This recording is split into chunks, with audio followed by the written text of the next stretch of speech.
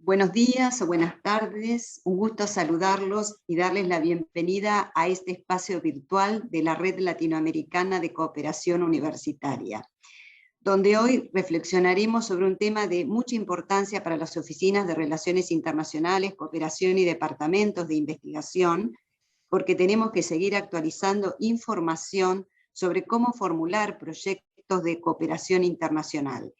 Y para introducirnos en la temática contamos con la compañía del consultor internacional Maximiliano Sainz, quien desde Canadá nos va a compartir el tema Introducción a la formulación de proyectos de cooperación internacional. Gracias Maximiliano por ayudarnos a poner luz sobre este tema y bienvenido nuevamente a este espacio. También en este encuentro cuento con la presencia en calidad de moderadora de la licenciada Claudia Santiago, quien es vicedirectora del plantel académico de la Universidad de Belgrano, quien seguidamente nos va a socializar el currículum de nuestro invitado. Previamente a la audiencia le comento que Maximiliano va a exponer por aproximadamente 50 minutos y luego va a responder a las preguntas que le formulen los participantes. Recuerden que deben mantener cerrados los micrófonos y que todas las consultas se recibirán a través del chat. Claudia, ahora sí te invito a presentar a nuestro profesor invitado. Bueno, muchísimas gracias Estela, le doy la bienvenida a Maximiliano, le agradezco su participación en este encuentro que tan útil va a ser para todos los asistentes. No tengo ninguna duda en función de la situación contextual que estamos viviendo y que estamos atravesando. Les comparto que Maximiliano tiene estudios de doctorado en Sociología, maestría en Desarrollo Internacional y posgrados en Gestión de Educación Superior y licenciatura en Antropología. Es un experto en los campos de la educación internacional y la cooperación internacional, posee más de 18 años de experiencia en la formulación y gestión de proyectos educativos, sociales y de cooperación, específicamente en investigación internacional, financiados por organismos internacionales, agencias gubernamentales, científicas, tanto del sector público como del sector privado. Desde el año 2004 hasta el año 2016 fue responsable de cooperación con las Américas en la Oficina de Relaciones Internacionales de la Universidad de Quebec en Montreal. Desde el año entre los años 2011 y 2017 fue supervisor académico del Diplomado en Internacionalización de la Educación Superior del Consejo de las Américas, Organización Universitaria Interamericana. Es actualmente evaluador externo de diversas organizaciones y evaluador externo también de la Secretaría Nacional de Ciencia y Tecnología de Panamá y su Ministerio de Recursos Humanos y Desarrollo de Competencias de Canadá. Asimismo, es consultor en organización de congresos diversos en múltiples países e instituciones universitarias. Así que tiene mucha experiencia para transmitir y lo escucharemos con muchísimo agrado. Te doy la palabra Maximiliano, le pido a los asistentes, por favor, como les dijo Estela, mantener los micrófonos cerrados y en la medida que quieran ir formulando las preguntas en el chat. Muchísimas gracias. Adelante Maximiliano. Muchas gracias Claudia y Estela por la invitación y la presentación. Un gusto estar con ustedes nuevamente en este espacio tan enriquecedor, ¿no?, que pone a disposición la red de cooperación latinoamericana, la red latinoamericana de cooperación universitaria. Un gusto estar con ustedes, saludos desde Montreal, Canadá. Bueno, les voy a estar presentando el día de hoy, brevemente con el tiempo que tenemos a disposición, algunas pautas, reflexiones sobre tanto la importancia como el manejo de la formulación de proyectos, ¿no? Mi presentación, como la van a ver a continuación, se va a centrar, digamos, en una pequeña introducción del tema del financiamiento a la internacionalización y cómo podemos conseguir más financiamiento a la internacionalización universitaria. Después voy a estar hablando también muy brevemente sobre características y etapas de un proyecto y voy a centrar mi presentación en la primera etapa de una formulación de proyecto, que es el concept note, una nota conceptual. Como decía Claudia, pues a continuación habrá un espacio de intercambio con ustedes, de reflexión, pero bueno, será una presentación magistral y después un intercambio con ustedes. Entonces, el primer bloque, que es un poco las tendencias, pues ustedes saben, hay varios estudios que muestran evidencia cuáles son algunos de los obstáculos del proceso de internacionalización, y no es de esperar que el tema del financiamiento es y se volvió después de la pandemia un tema muy importante, sabiendo que se cayeron otras fuentes de financiamiento que están aumentando ahora, pero que se cayeron durante la pandemia, que fue el tema de la matrícula. Entonces, para hacer investigación y para hacer internacionalización, pues siempre se requieren de recursos. ¿Ah?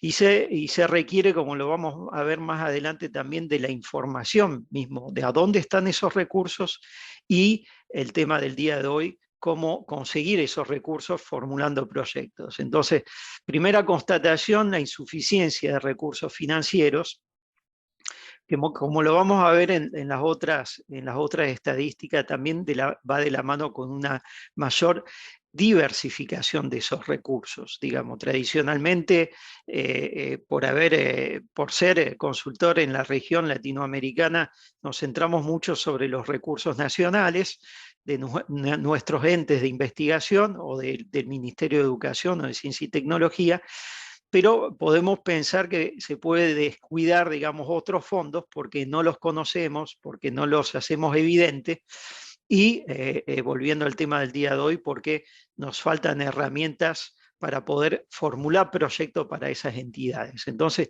primera constatación, como decía, el tema de la insuficiencia de recursos financieros para hacer internacionalización y para hacer investigación. Y otro tema muy importante que se evidencia, digamos, de mi caso de manera personal por estar apoyando a las universidades, pero también en la estadística, es una falta de apoyo de la institución hacia los investigadores para conseguir ese financiamiento, ¿no? Y para llegar a una mayor internacionalización de la investigación. Entonces, esos son los dos elementos. El tema, bueno, evidentemente podríamos decir de la falta de conocimiento lingüístico, el tema de la falta de conocimiento de dónde están esas oportunidades, y el tema de que ya no, el financiamiento no viene de la mano solamente del gobierno nacional, pero está regado, digamos, podríamos decir, en una diversidad de donantes ecléctico, digamos, fundaciones, agencias del gobierno, nacionales o internacionales, ONGs, agencias, organismos internacionales. Hay muchos actores en el territorio nacional e internacional que financian, que podrían financiar su propia internacionalización, pero que en este momento no están puestas a evidencia, ¿no? Y con esto cierro el primer bloque, que son sobre las tendencias. Si pensamos, eso era a nivel del campo externo, si pensamos a nivel interno en nuestras instituciones, podemos evidenciar también que tenemos ventanas de oportunidades. Esas ventanas tienen que ver con cultura de una gestión de proyectos. Nosotros estamos acostumbrados, por ejemplo, a trabajar dentro de programas preestablecidos, un programa muy diferente a lo que es un proyecto. Podemos pensar también que tenemos a veces procesos un poco lentos para responder a una formulación de un proyecto que desde el momento que sale la convocatoria al momento que llega la fecha límite puede darnos un máximo de 2 meses, si es que conocimos la convocatoria a tiempo, y pues esos 2 meses a veces para pasar por todas nuestras departamentos que hacen la aprobación o la firma del rector o que formulan el mismo proyecto, no llegamos a 2 meses, nos pasamos de 2 meses. A veces son las estrategias de comunicación que son deficitarias, no sabemos quién podrían ser los interesados, no tenemos un mapeo de investigadores actualizado, o puede ser mismo que no tenemos un mapeo de donantes, no sabemos dónde buscarlos, o los mecanismos de comunicación que tenemos no están actualizados, sale un boletín pero sale cada mes, entonces conlleva algunos retrasos, digamos, en la misma postulación al financiamiento. O podemos pensar también que puede ser que los equipos que tenemos a disposición es gente que no tiene herramientas conceptuales de cómo formular proyectos y cómo llevar a cabo proyectos, ¿no? Propuestas de proyectos. Son algunas de las ventanas de oportunidades que nosotros como institución podemos mejorar vía capacitación, vía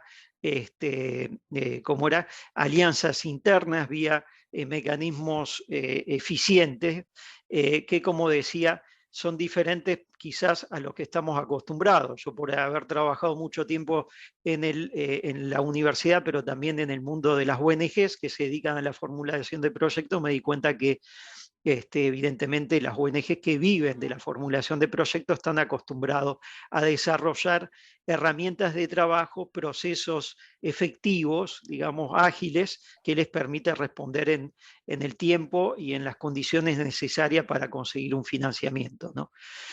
Y es lo que me lleva a al segundo bloque que teníamos, a hablar un poco de qué es un proyecto. Un proyecto no es un programa, no es algo como nosotros estamos acostumbrados dentro de una institución que trabajamos más programas, es algo que tiene una misión precisa, que tiene objetivos determinados, predeterminados desde la conceptualización, que tiene actividades temporarias, no repetitivas, y que tiene que conseguir resultados. Y todo eso podríamos decir que hace parte de los ingredientes de base de formular un proyecto, ¿no?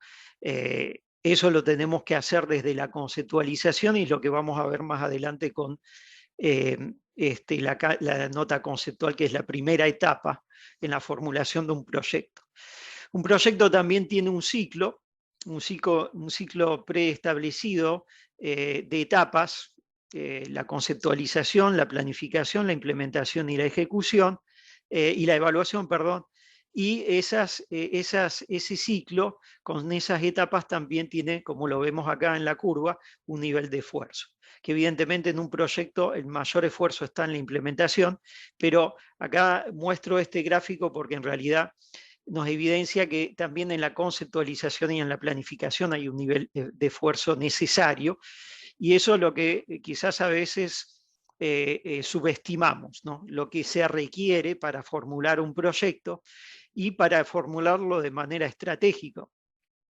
Mi experiencia, digamos, en el campo me hace pensar que nosotros muchas veces ponemos mucho esfuerzo en la materia gris del proyecto, el contenido, lo que yo le llamo, la investigación que está detrás de ese proyecto, los datos, pero le ponemos menos esfuerzo a lo que es el envase siendo, como era, todo el armado que es necesario para formular un proyecto, las secciones, el presupuesto, lo fluido que está entre una sección y la otra, si se lee bien, si hay palabras claves, todos los ingredientes estratégicos para ganar una convocatoria, sabiendo que quien selecciona las convocatorias no siempre es gente que es experta en contenido, pero sí, en regla general, son expertos en formulación de proyectos. Entonces ellos le ponen el ojo a eso, cuando nosotros nos podemos pasar mucho tiempo en lo que es la parte metodológica de la formulación de proyectos, pero descuidando las otras secciones que vamos a ver, como la parte de contextualización, la parte del marco lógico, el presupuesto, el cronograma, y que todas esas secciones estén armoniosamente desarrolladas. Una propuesta de proyecto tiene también etapas.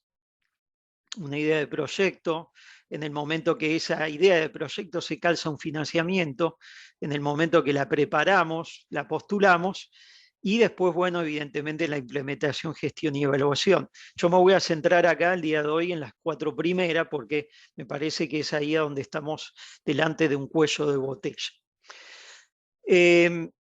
Ideas de proyecto puede haber varias. También yo el día de hoy me voy a centrar en los proyectos de tipo cooperación internacional, cooperación al desarrollo y los proyectos de investigación aplicada e investigación internacional, ¿no?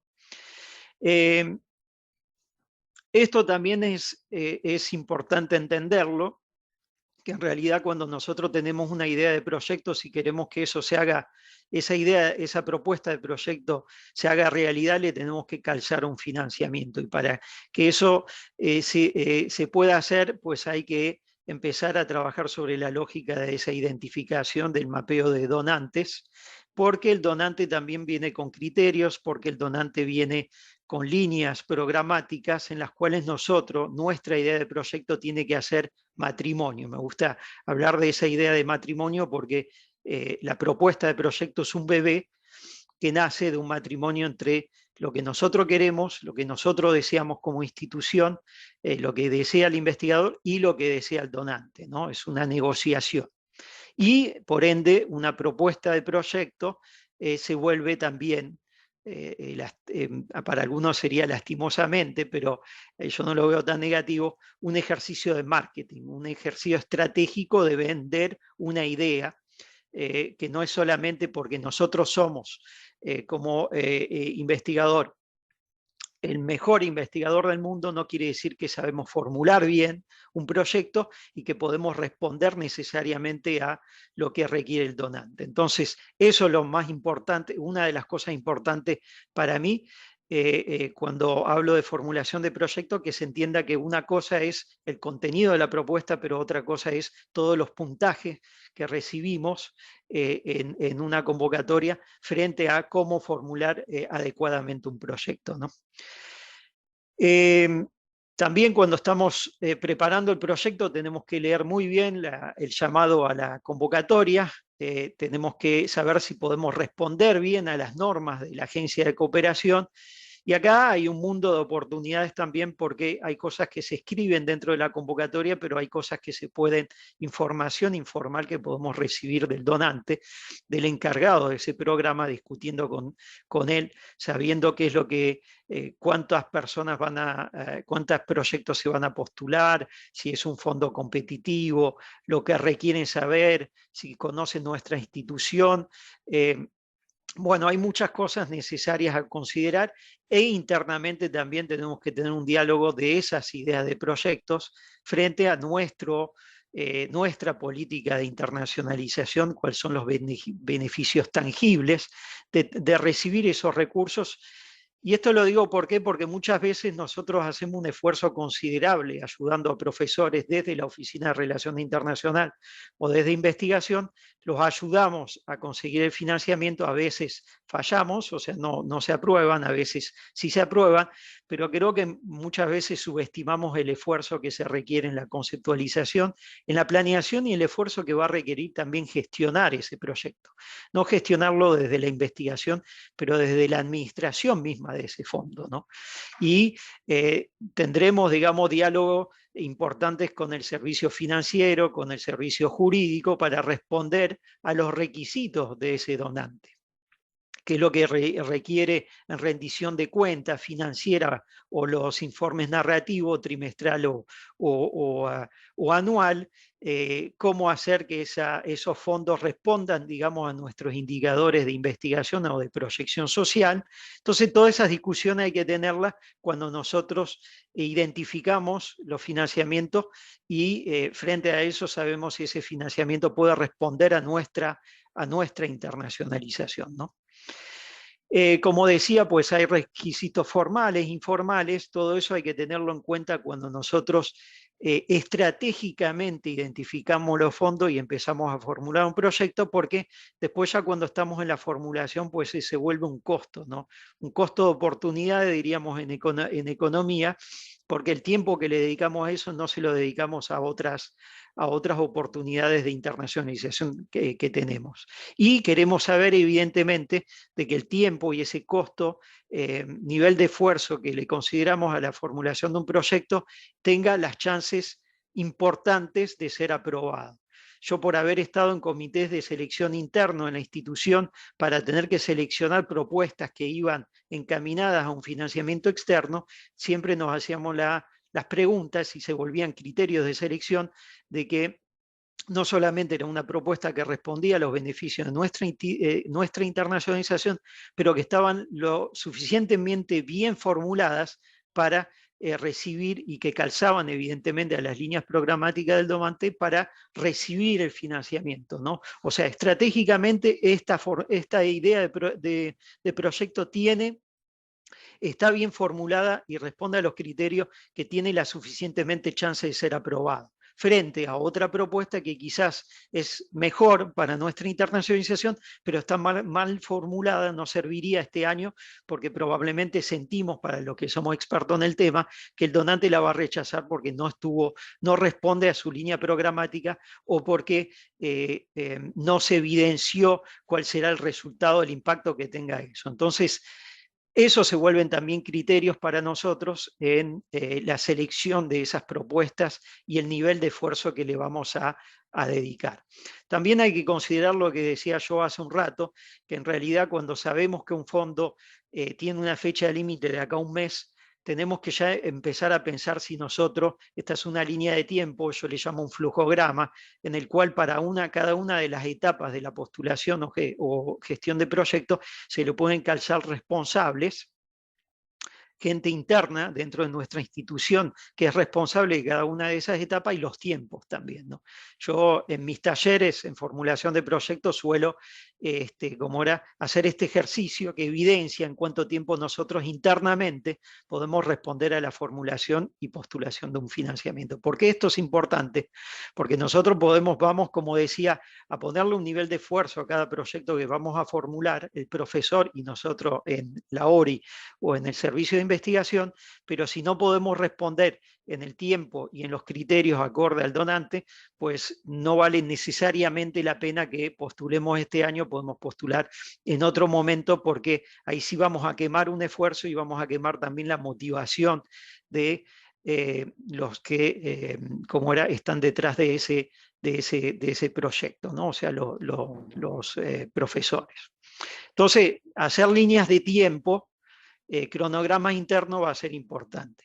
Paso ahora entonces a el grueso, digamos, de lo que es el día de hoy, el tema de la nota conceptual. En un proyecto, cuando lo formulamos, ahí sí hay variaciones de un donante al otro, pero si hablo de la cooperación internacional o la investigación aplicada, financiamiento que viene de bancos regionales, de organizaciones internacionales, de agencias bilaterales de gobierno, responden, digamos, a una lógica en la cual hay dos etapas de una propuesta, una nota conceptual y una propuesta detallada. Después, en la tercera etapa, si es aceptada la propuesta detallada, ya se aprueba el financiamiento y la propuesta se vuelve un proyecto, ¿no? Con un contrato. Pero lo importante de entender es que se trabaja cada vez más en la lógica del marco lógico y en la formulación de proyectos con una nota conceptual. Una nota conceptual es un instrumento que le permite al donante, según las secciones que vamos a ver, que responda, digamos, a identificar, según su lenguaje y su programación, si ustedes tienen una idea que puede responder a los recursos que tiene a disposición. Entonces va para conocer la capacidad de la organización a responder a una necesidad, a una prioridad del donante, y es una etapa, la primera etapa de la selección de un proyecto. Por eso, como decía, hay que ser tan exigente, porque acá hay mucha competición, porque hay muchas organizaciones que se dedican a formular proyectos y que tienen mucho conocimiento sobre el armado del proyecto, no solamente el contenido, pero el armado.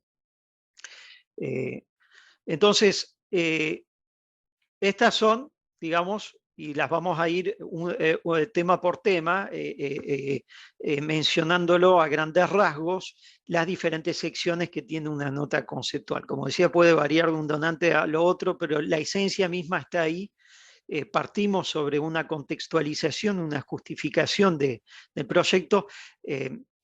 Honestamente, yo creo que ahí es donde empezamos a veces a no bien causar la idea de proyecto, nosotros como nos dedicamos a una investigación, partimos sobre el objetivo del proyecto, pero no lo calzamos bien a la realidad, dónde se inserta ese proyecto dentro de un ecosistema territorial, dentro de un territorio donde hay actores que están trabajando, en un territorio donde hay ya otros proyectos encaminados, donde hay un diálogo previo que hay que hacer y hay un diagnóstico que hay que hacer en ese territorio previo a después decir, bueno, según esta hipótesis de necesidades, nuestro proyecto puede responder con estos resultados y con estos indicadores. Entonces, la primera etapa, yo voy a ir pasando cada una de las dosis muy brevemente con el tiempo que tenemos a disposición, pero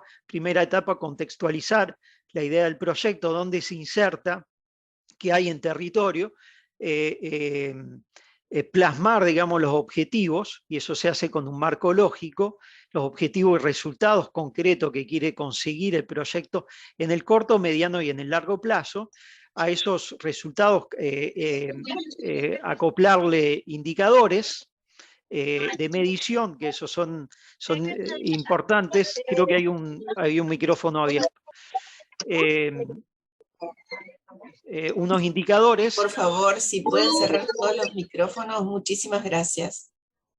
Y bueno, después otros temas que también son importantes. Todo proyecto tiene una estructura de gestión de proyecto, tiene un presupuesto, tiene un cronograma, tiene una gestión de riesgo, lo vemos con el tema del COVID, lo vemos con el tema del medio ambiente y con otros temas, riesgos políticos, económicos. En cada proyecto hay una gestión, hay que identificar el riesgo y hay que identificar la estrategia de mitigación del riesgo. Todo proyecto tiene una estrategia de perenidad, de sostenibilidad, porque si le financian un proyecto quieren que los resultados que se contemplaban en el marco lógico perduren en el tiempo cuando ustedes se retiren. Entonces siempre tiene que haber una estrategia de sostenibilidad. Tiene que haber alianzas y partenariados, porque un proyecto no se hace solo. Partenariados que cada vez más queremos que sean multifacéticos, no solamente académicos, sobre todo cuando trabajamos en cooperación al desarrollo. Tiene que haber a nivel del territorio, evidentemente los beneficiarios, pero también a veces son el gobierno, dependiendo de la temática, pueden ser ONGs o puede ser el sector privado o organismos internacionales. Bueno, paso brevemente a hablar a cada uno de esos temas, pero tengan en mente en realidad que si hablamos de la formulación de un proyecto, en reglas generales van a exigir eso en una nota conceptual que no pasa de 6 o 7 páginas. Uno podría decir, bueno, pero eso se hace rápido. Yo le digo, una nota conceptual para los que nos dedicamos a esto puede tardar un mes y medio en un equipo de trabajo multidimensional que incluye gente de diferentes países y que responda a cada uno de esos desafíos. Entonces, a pesar que es poco digamos, como desarrollo, estratégicamente implica que cada palabra que utilizamos, que cada sección que utilizamos tiene que estar bien armonizada, ¿no? Y para eso, pues, se desarrolla según lo que se llama la gestión por resultado, en la cual se desprende el marco lógico. Esa metodología permite un uso eficiente de los recursos, la planeación de las operaciones, permite que cuando ustedes hagan la nota conceptual ya estén proyectando lo que será la implementación. Para que no tengan, podríamos decir, daños colaterales, ¿no? Para que no después en la implementación nos olvidemos de algo. Y permite responsabilizar cada uno de los actores.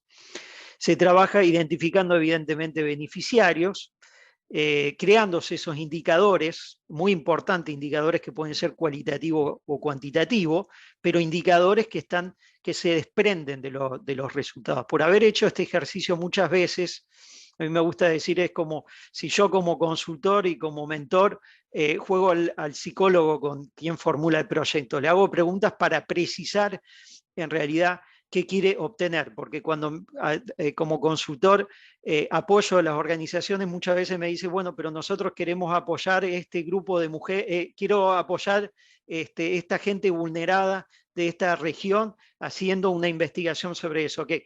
¿Esa región cuál es? Okay. Población vulnerada, que son mujeres, jóvenes, indígenas, de estrato 5 o 6, como hablamos en Colombia, de clase media o baja. Hay que ir precisando quién es la población, cuál es la problemática para poder saber cuál van a ser los resultados y los indicadores que se van a desprender, ¿no?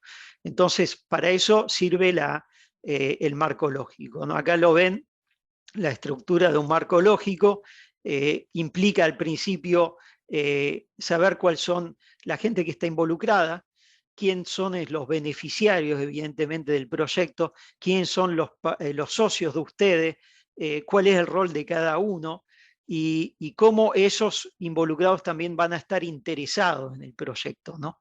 Porque hay gente que va a estar interesada, hay gente que va a estar en contra del proyecto de ustedes y hay gente que va a ser neutro, que podrá ser evidentemente algún día un aliado. Entonces hay que saber, porque ustedes lo van a consultar frente a la realidad que ustedes quieren hacer evidenciar, porque todo proyecto está basado sobre una problemática y sobre hipótesis de base, ¿no? Basado sobre un diagnóstico. Entonces es importante saber quiénes son esos involucrados, cuál es el problema, cómo se desprende, pero desmenuzarlo el problema, porque si alguien les viene y les dice el problema es que la gente es pobre, ahí no está bien identificado cuál es el problema, ¿no? Es pobre ¿por qué? Y ahí vamos a ir desmenuzando por sector y aclarando más bien cuál es el problema. Si sabemos bien cuál es el problema, está bien identificado, está bien postulado, si podríamos decir así, podemos saber cuáles son los objetivos y los resultados que vamos a querer que se desprendan del proyecto, ¿no? Es acá la oportunidad que tenemos, porque muchas veces nosotros empezamos a formular un proyecto a partir de la etapa 3. Ponemos enseguida los resultados, los objetivos, qué queremos del proyecto, pero no tenemos muy claro quiénes son los actores que nos puede dar la pauta de cuál es el problema que está acá y frente a ese problema postular el objetivo. ¿Por qué es importante esto? Porque también cuando nosotros, los que tenemos experiencia en esto y que hacemos parte del comité de selección, leemos el proyecto, sabemos muy bien si ustedes hicieron bien ese análisis previo con los actores de la problemática y de eso se desprendieron los objetivos, o si trabajaron al revés, trabajaron enfrente a los objetivos y después fueron, como decir, presionando la problemática para que respondan a sus propios objetivos. Entonces ven como la importancia de seguir una lógica que parte sobre el diagnóstico principal y después se desprenden los objetivos. Si tenemos claro cuáles son los objetivos o resultados del proyecto, pues ahí también se van a desprender alternativas que tenemos. Si ustedes dicen, bueno, yo quiero trabajar el tema del medio ambiente en esta región, pues frente al medio ambiente en esta región para responder a desafíos de mitigación, van a tener a disposición diferentes alternativas, ¿no? Y ustedes le tendrán que poner criterios a esas alternativas en base a qué, por ejemplo, un criterio puede ser que los recursos que tiene a disposición. Si esta alternativa de trabajo, esta actividad de trabajo dentro del marco lógico, la podríamos hacer, pero nos cuestaría muy caro. O esta actividad la podríamos hacer, pero, ¿cómo era? O sea, la podríamos hacer y nos interesa porque esta actividad tiene mayor impacto que la otra alternativa, o la otra actividad alternativa. Entonces, frente a los objetivos y los resultados, ustedes también tendrán un menú de actividades que realizar. Con esta información, con estos ingredientes, podrán ya tener una estructura, digamos, analítica del proyecto y ahí se va a desprender lo que nosotros llamamos el marco lógico, objetivos a largo, mediano y corto plazo, los cuales se desprenden los indicadores cualitativos o cuantitativos. Si ustedes dicen, bueno, yo quiero ayudar a esta población vulnerada, que son mujeres, a empoderarse económicamente vía el desarrollo de emprendimientos de cadena de valor. Bueno, ahí ya tienen más o menos una idea de por dónde se iría el proyecto. ¿Cuáles serían los resultados a concretar? Empoderamiento de mujeres, o el resultado podría ser X número de mujeres que tienen como era un negocio desarrollado, ¿no? Y de esos resultados se van a desprender los indicadores. ¿Cuáles son los indicadores que ustedes le van a decir? Bueno, ahí habrá indicadores de números de mujeres formadas a desarrollar un plan de negocio, número de mujeres que tienen una noción de educación financiera. Bueno, entienden, ¿no? Eso basado sobre hipótesis, ¿ok? Que viene la parte de la evaluación. Entonces voy brevemente con cada una de las secciones. Tengan en mente que todas las secciones estoy volviendo atrás, a ver, sí, que tengan en mente responden a este camino, digamos, ¿no? Entonces, bien poner desde el inicio, perdón, voy hacia adelante, bien poner, contextualizar la problemática. ¿Qué queremos responder nosotros frente a esa problemática? ¿Cómo esa problemática responde a nuestra misión como institución, ¿no? Estoy en la primera sección, que es contextualización y justificación de proyectos. Les digo, por haberlo trabajado muchas veces, esta es la sección menos desarrollada y probablemente la más importante para el donante, porque el donante quiere ver que el proyecto de ustedes se arrima bien a una realidad para poder justificar su financiamiento. Si el proyecto de ustedes es un satélite libre que no está calzado a una realidad, el donante no la va a financiar. Eso queda evidente. Entonces, hay que ponerle la energía, el nivel de esfuerzo necesario a bien postular cuál es la problemática. Para eso podemos, como decía, involucrar los actores del territorio, hacer diagnóstico, focus group. Se puede hacer también lectura de documentos, documentos secundarios que postulan la problemática, la cual queremos nosotros resolver. Evidentemente, en este caso tenemos que ver cómo eso responde a nuestra propia planeación y cómo eso responde también a las prioridades del donante, cómo responde al objetivo de desarrollo sostenible. Si ustedes los conocen, los 17, en los cuales cada vez más la universidad está invitada a cuadrar su planeación. Yo en un mes voy a dictar a una universidad de Costa Rica un taller sobre inclusión e integración del objetivo de desarrollo sostenible en la planeación de la institución. Cada vez más, mismo si tradicionalmente era del dominio de la cooperación internacional, la universidad tiene que rendirse, como se rinde la planeación del gobierno, a la obtención de objetivos de desarrollo sostenible. Y también, evidentemente, a las prioridades del gobierno, ¿no? O sea, en lo que ustedes quieren trabajar, si es medio ambiente, igualdad de género u otros temas. Tenemos que identificar, como decía entonces, muy bien cuáles son los problemas, cuáles son las causas y cuáles son las mejores alternativas. Es lo que hicimos hace un rato con este ejercicio, de postular el problema, cuáles serían los resultados y cuáles serían las alternativas posibles como actividades, ¿no? Acá ven un ejemplo de cómo se hace un análisis de involucrados frente a un proyecto que puede ser un proyecto educativo, cómo incluimos estudiantes, padres de familia, profesores, administradores, entidades financieras que pueden son los que prestan los recursos para que se ponga en marcha, digamos, el proyecto educativo, organismos reguladores, Ministerio de Educación, pero para cada uno de los actores tenemos que ver si les interesa involucrarse en el proyecto y cómo se podrían involucrar desde el diagnóstico del proyecto, entregando insumos o abriendo puertas para que se hagan los focus group o los diagnósticos, ¿no?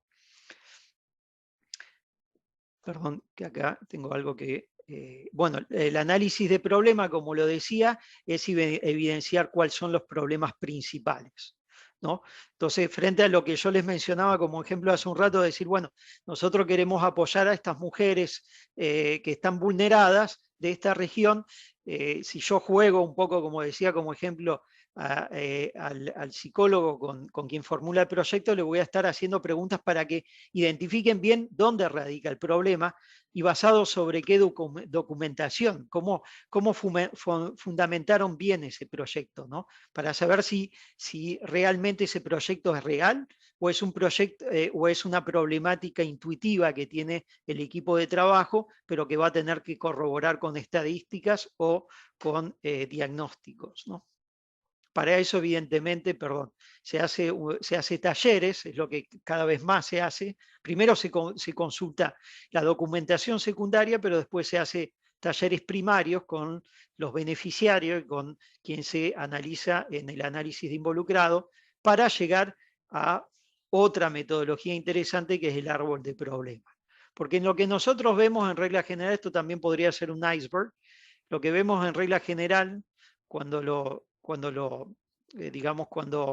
estudiamos proyectos es que se evidencia los efectos del proyecto, pero no siempre se tiene claro cuál es el problema principal y menos cuáles son las causas raíces de los problemas eso. Porque si nosotros queremos encontrar resultados, o sea, queremos proponer un proyecto, en regla general donante va a querer que nosotros trabajemos sobre las causas y no sobre los efectos, porque es como la medicina, si trabajamos sobre los efectos no resolvemos las causas primarias del problema, ¿no? Entonces, para eso, trabajar a bien identificar, ir con un ejercicio de causa-efecto hacia las causas principales que son los problemas, ¿no?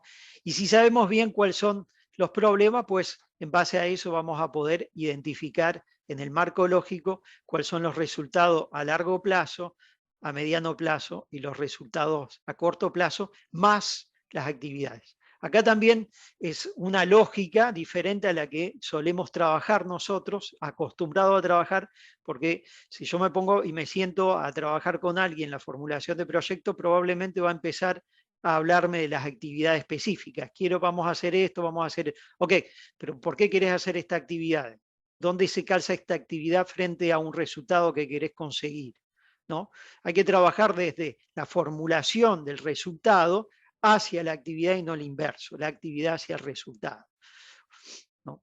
Entonces, el árbol de problemas, primera etapa que se hace, identificar cuál es el problema, para después saber, frente a los problemas, cómo vamos a responder con resultados, ¿no? Para cada problema tendrá que haber una solución, ¿no? Un resultado que identificar.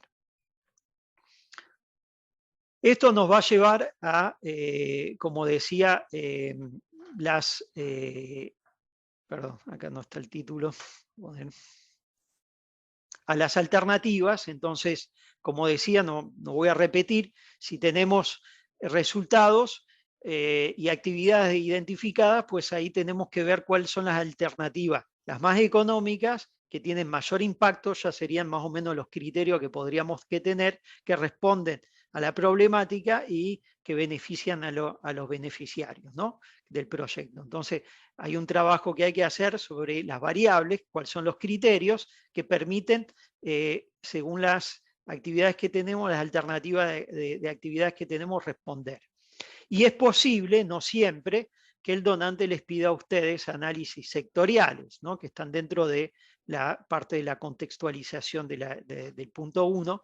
Análisis porque cada vez más los donantes, frente a una problemática, les preocupa otras problemáticas. Doy un ejemplo. En Canadá hay actualmente una política de cooperación internacional que es feminista y cuyo punto central es resolver el problema de la igualdad de género o equidad de género. Entonces, aunque el proyecto de ustedes puede ser de emprendimiento, de medio ambiente, de buena gobernabilidad, de transparencia, puede ser que si quieren ustedes recibir un financiamiento de Canadá, tengan que trabajar lo que se llama un tema transversal, que es el tema de la igualdad de género. Aunque no es el tema principal de ustedes, puede ser un tema asociado. Es decir, bueno, el gobierno de Canadá te va a financiar un proyecto de emprendimiento, pero si está enfocado hacia las mujeres, o si tiene un 50% de beneficiarios que son mujeres, ¿no?, y que tiene estrategias, por ende, tiene después, si el diagnóstico está bien hecho, donde están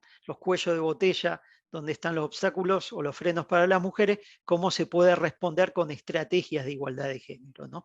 Entonces, eso es uno de los análisis que les puede pedir los donantes. Este se llama análisis comparativo de los géneros o de los sexos, pero también puede ser, si ustedes trabajan en el tema agrícola, un análisis de la cadena de valor, o estudio de mercado, si están en administración, o en el tema ambiental, análisis ambientales o de derechos humanos.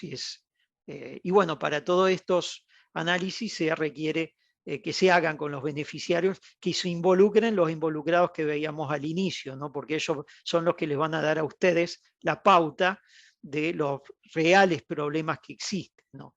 Yo trabajo en una ONG, bueno, estoy en cooperación internacional desde hace, ONG, no universitaria, porque yo trabajé acá y de hecho gente que trabajó conmigo en un proyecto en Bolivia, académico, pero después de eso yo pasé al mundo de las ONG, trabajé en proyectos de cooperación internacional y siempre trabajamos a identificar con los propios beneficiarios de los proyectos, ¿no? Ellos son los que trabajan, los que les dan la pauta a ustedes de las problemáticas, ¿no? Frente a eso, bueno, si pasamos todas esas diferentes etapas, llegamos al resultado de los análisis y ahí, evidentemente, si hicimos bien la tarea, ya tenemos claro cuál es la problemática. Frente a esa problemática, vamos a armar el marco lógico, ¿no?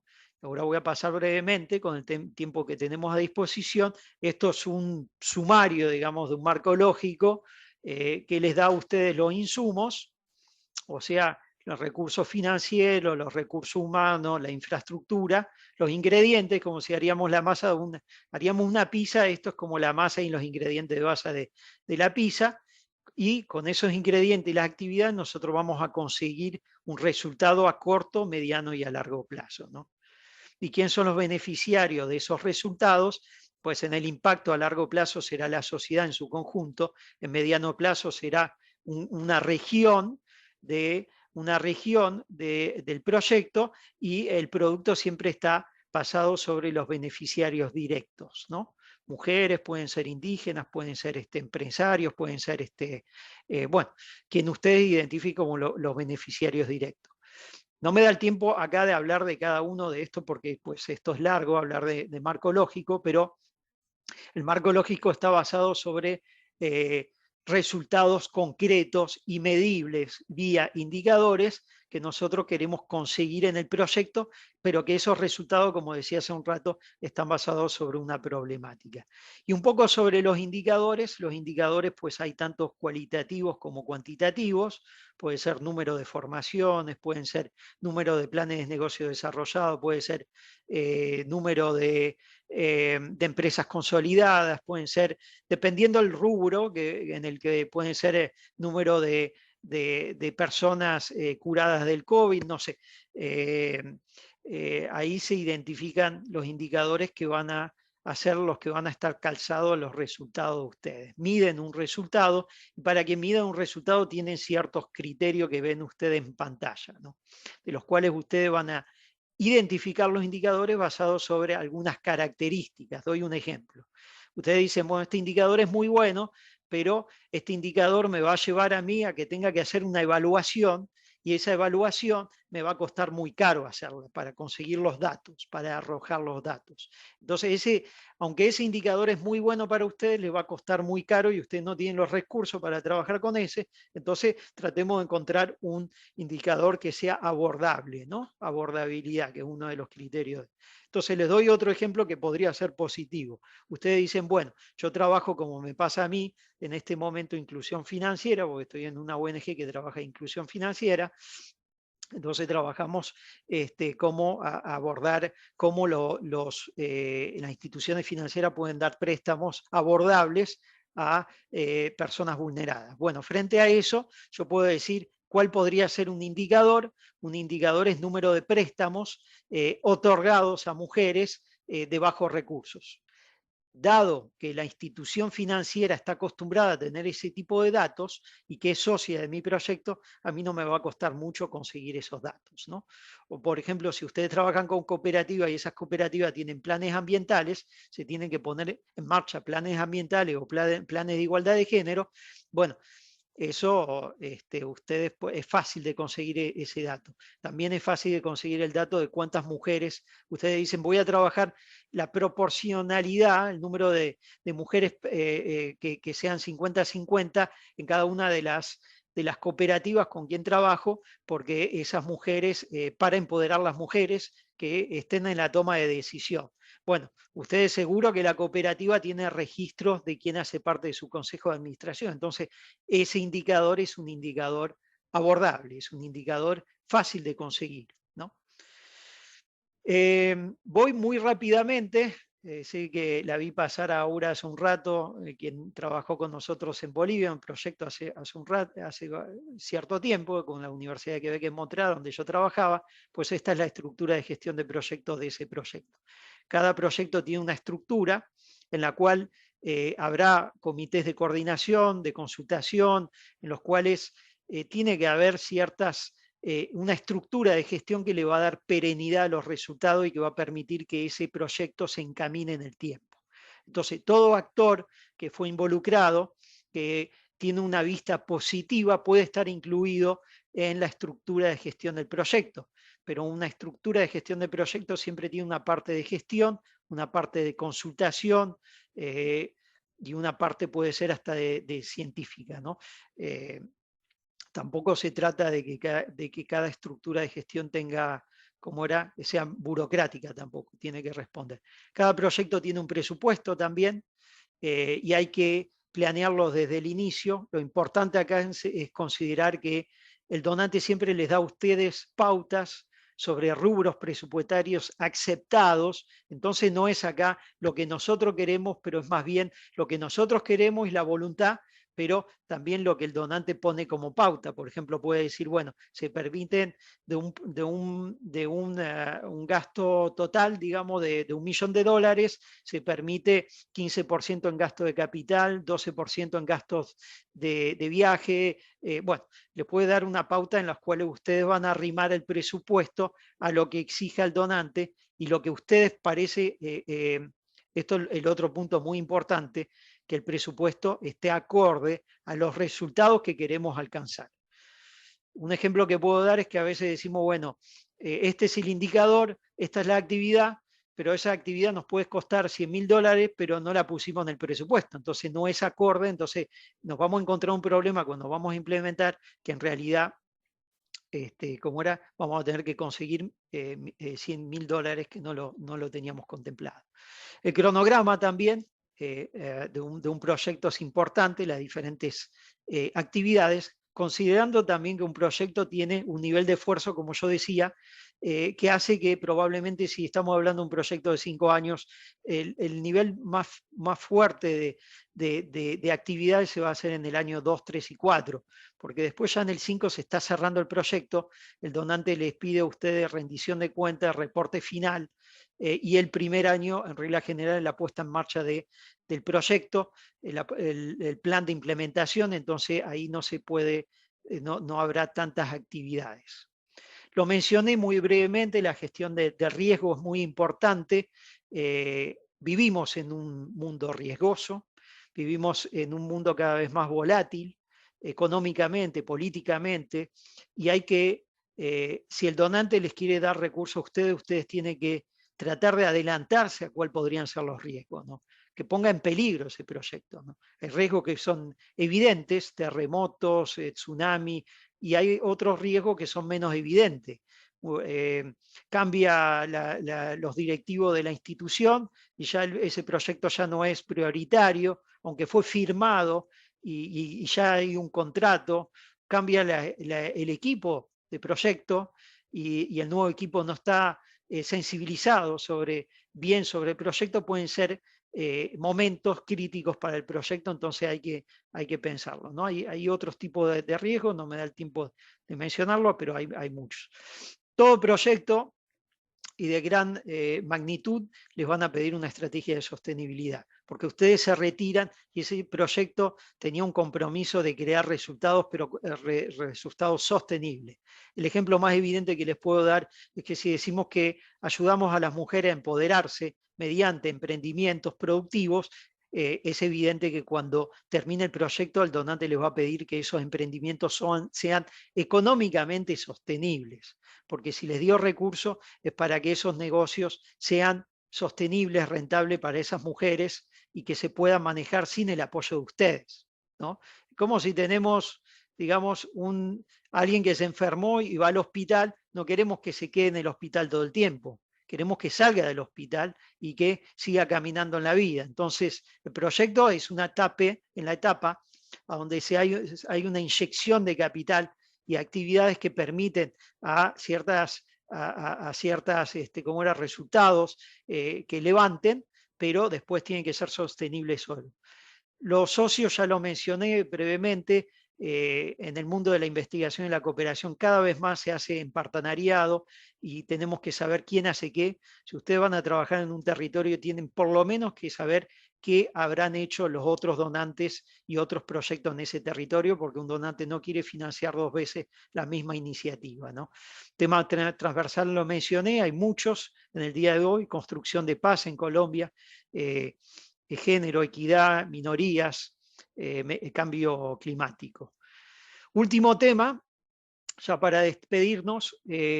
Mucho tiempo en la cooperación y en la formulación de proyectos se habló de la evaluación de proyecto al final, como que eso, bueno, veremos después cómo lo evaluamos. Hoy en día es evidente que la evaluación se tiene que contemplar desde la conceptualización y que la evaluación tiene que ser continua, a cada año. Entonces, porque la evaluación sirve para ajustar los resultados y las actividades, más bien ajustar las actividades de los resultados. Si esta actividad no está dando resultado, habrá que el año que viene haberla cambiado, aunque la conceptualizamos al inicio del proyecto, nos dimos cuenta que eso no responde, entonces emprendemos otro camino y ahí es a donde nos sirve la evaluación. Pero también porque la evaluación sirve para aprender, porque somos organizaciones de aprendizaje, aprender de buenas prácticas, lecciones aprendidas durante el proyecto, para saber, entre otros, cómo formular y cómo ejecutar mejores proyectos. Entonces, termino sobre eso. Cuando terminamos a la nota conceptual, pasamos ya a una propuesta detallada, que es la segunda etapa, que todavía no es un proyecto financiado, pero en la cual ya el donante nos aprobó la idea conceptual y ahora nos da los recursos para encaminarla hacia, ahora sí, un proyecto que podría ser financiado. Una propuesta detallada, estamos hablando entre 25 y 30 páginas, que da más detalles sobre cada uno de los temas que vimos en la nota conceptual. Pasamos entonces a preguntas, comentarios. Les doy también, pues acá, mis datos de contacto.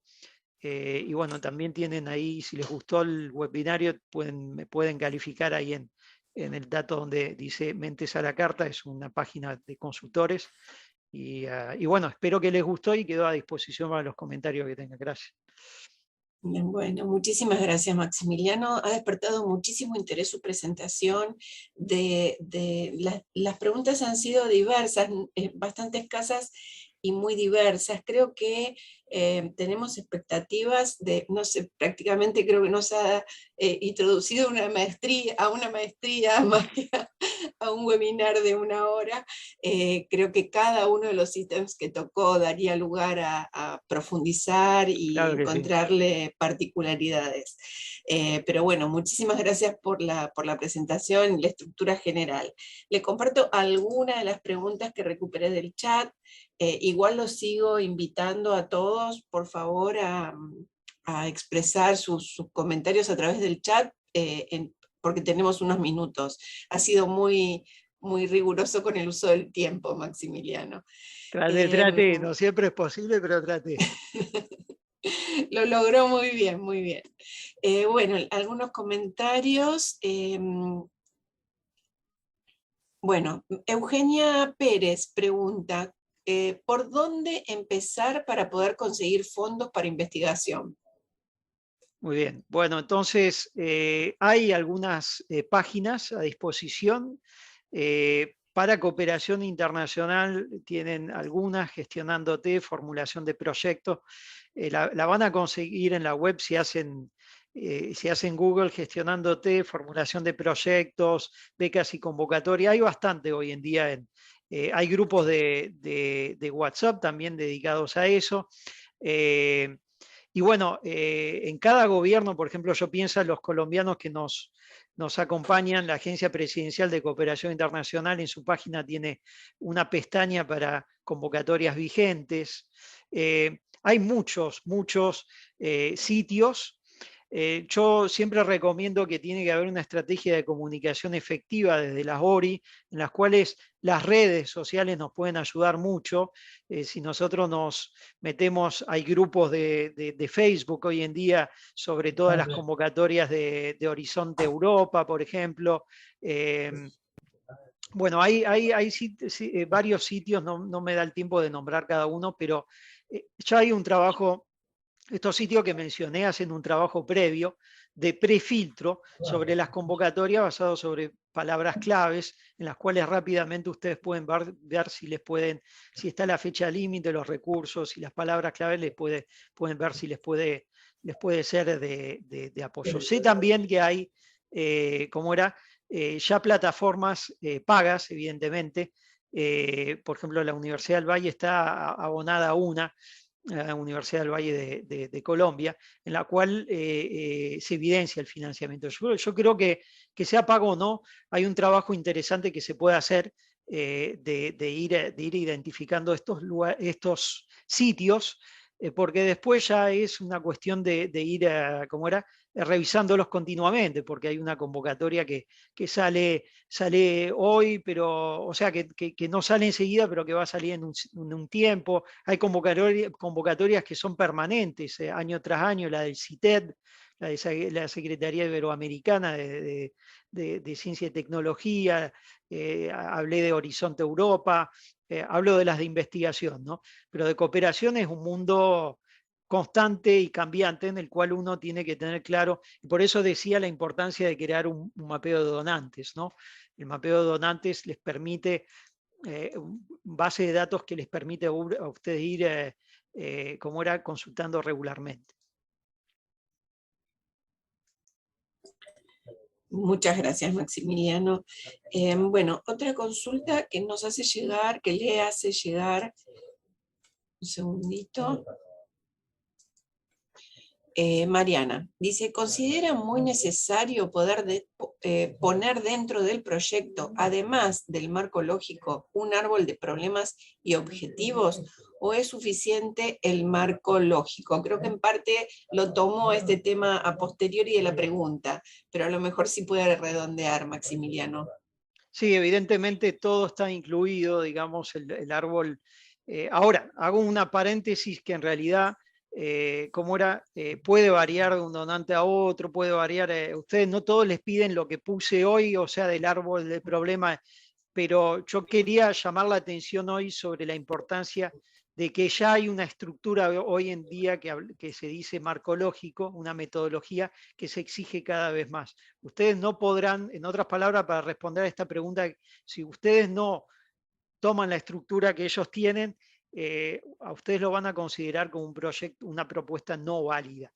Y vuelvo a lo que decía hace un rato, puede ser el mejor contenido del mundo, si no lleva una estructura que es la que ellos proponen, no tendrá cabida, no tendrá aceptabilidad. El árbol de problemas no está como tal exigido en algunas de los donantes, el marco lógico es el que más está para la cooperación. Si ustedes meten proyectos en bancos regionales, cooperación, organismos internacionales de la ONU, por ejemplo, hasta hay países, hay gobiernos que utilizan el marco lógico dentro de su planeación, ¿no?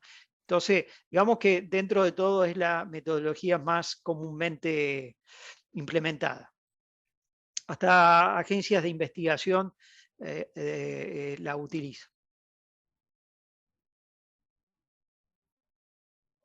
Gracias, Maximiliano.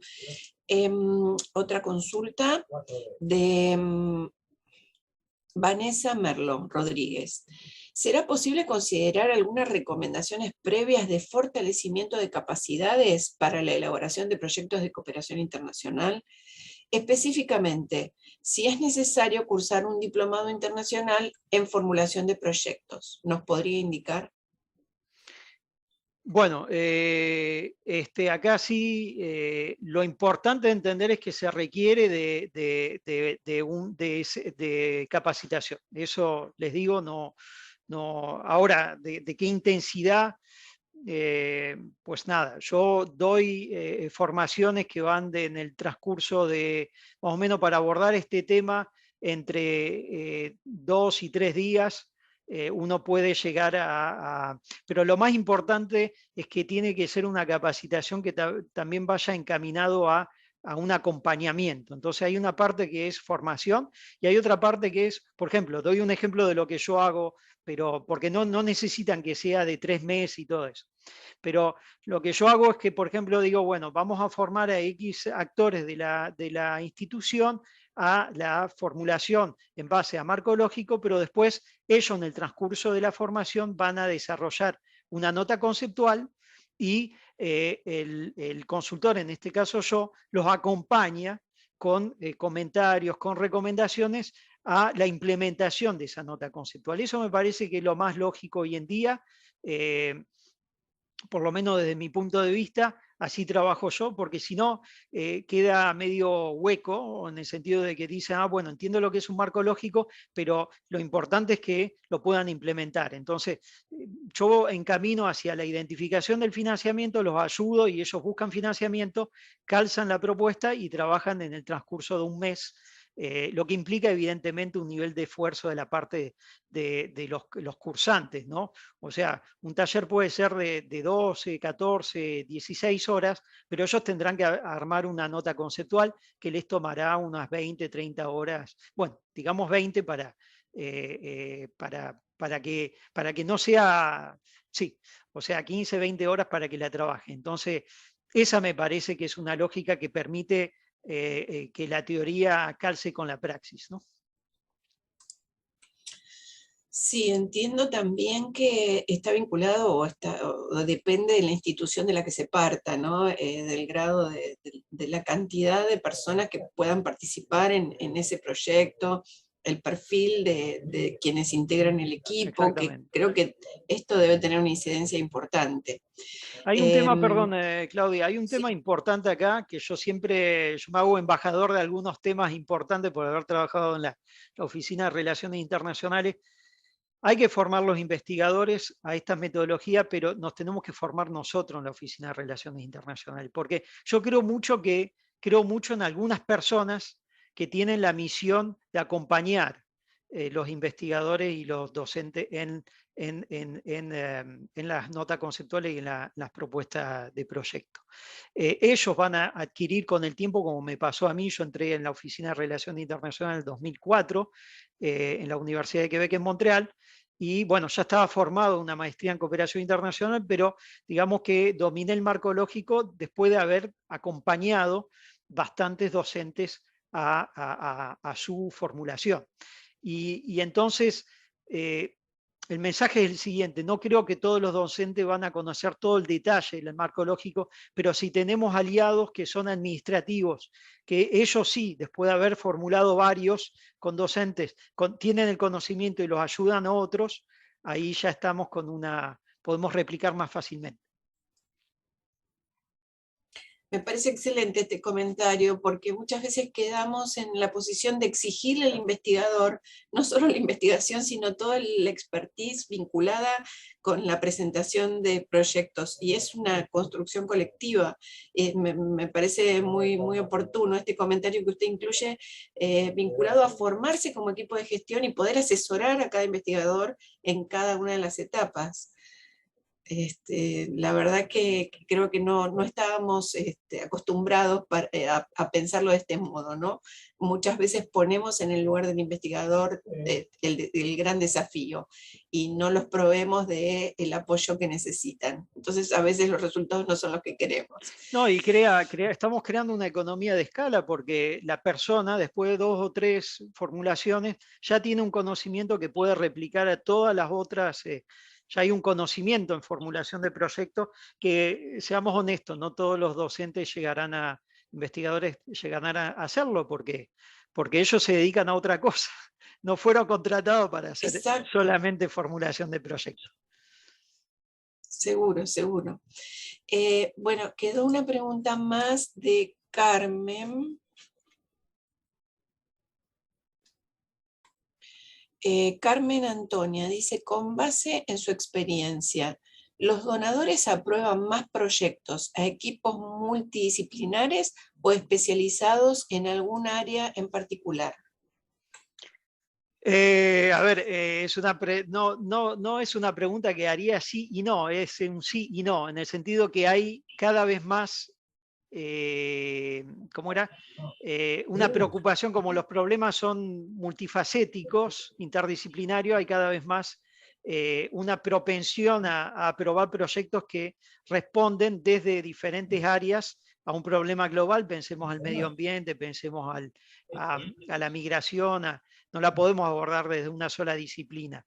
Pero eso no impide que uno no pueda formular proyectos muy específicos, ¿no? Ahora, si hablamos de la cooperación al desarrollo, es cada vez más un tema multidisciplinar.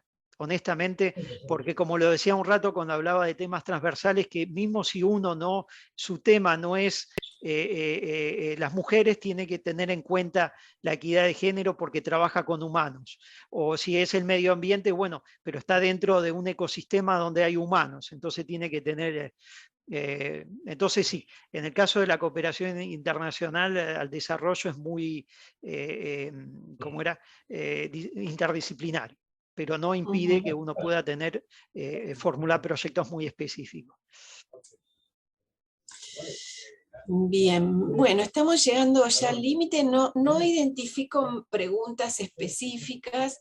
Me parece que es interesante también marcar la necesidad de apertura y flexibilidad, ¿no? Porque un poco cuando usted hablaba, a mí me apareció la idea de investigación de mercado mutuo, desde quien ofrece a quien se presenta, digamos. Creo que tiene que haber realmente una convergencia muy importante para lograr este matrimonio y que nazca este bebé que usted mencionaba.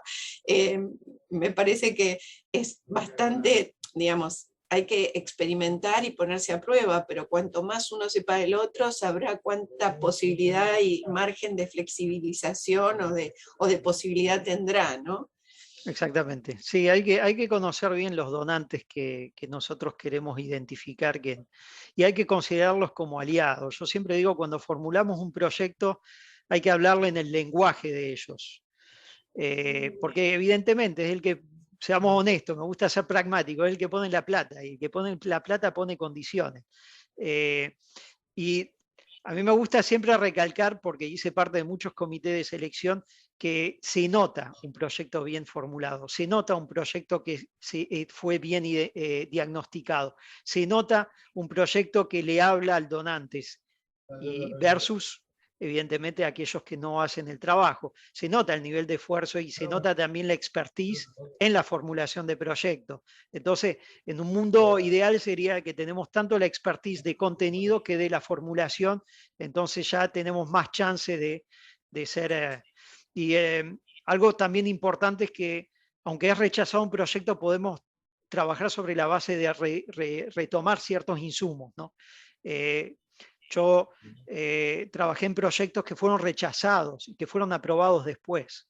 Entonces lo encaminamos, lo encauzamos diferente. O tomar ciertas secciones que eran válidas y reutilizarla en otro proyecto. No estoy diciendo que me estoy, ¿cómo se dice?, traicionando, pero toda formulación de proyectos, no me dio el tiempo de hablarlo hoy en día, tiene una teoría del cambio, tiene una idea detrás de lo que queremos cambiar.